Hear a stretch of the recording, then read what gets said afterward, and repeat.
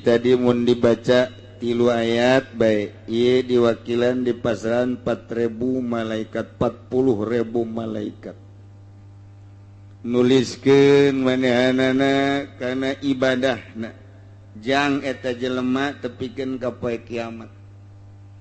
Jadi nu 40.000 malaikat mah nuliskeun ibadah terus datang ka poe kiamat. Wah, ieu mah jaminanna ge sorga bae geus 3 ayat ieu. Mentak mulah ditinggalkeun nu 3 ayat ieu.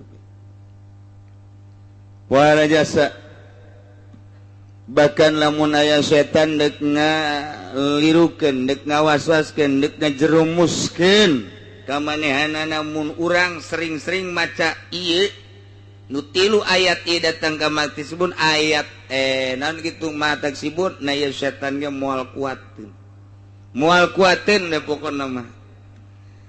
Dek di naon kitu ngaranna pengkolkeun ku setan. Cek setan teh nyokot deui bae motor. Ngridit ya nu itu ge aman pan. Kiai ngomong haram teh bohong. Buktina sia kan katutup nyokot deui bae. Eta setan tak kos kitu. Baik bungkeulekan maupun bisikan hati. Nu bungkeulekan mah bisa dicabok ku urang babari. Tapi ieu anu di jero hate. Eta teh lamun urang sering-sering baca ayat eta moal. Nah, naon atuh make jeung ngridit-ngridit. Mun boga duit memeuli malah-malah sapira dunia tuh. Eta bisa kos kitu tah. Nah, ieu lumayan ye. Berarti ayat pohara ye. Jadi berarti jang niiskeun hate, jang supaya ulah kagoda ku setan. Ikan urang setan ya ampun jasa ye mun kadeuleu mun loba jasa nu gelut jeung setan. Kelantaran setan teu kadeuleu, jadi urang teh tenang-tenang bae.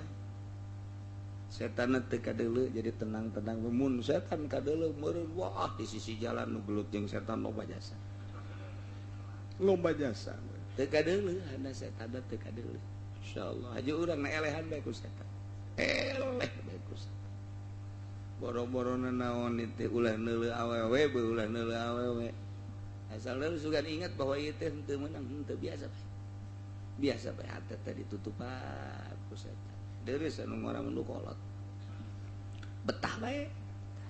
Betah nu kolot teh neuleu. Kobo nu putih mah atuh terlena. Sanjilang umurna geus 80 tahun ya atuh nya waduh. Cek jana lain deui jeung nu di imam.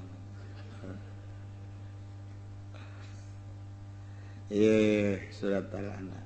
Bismillahirrahmanirrahim. Alhamdulillah.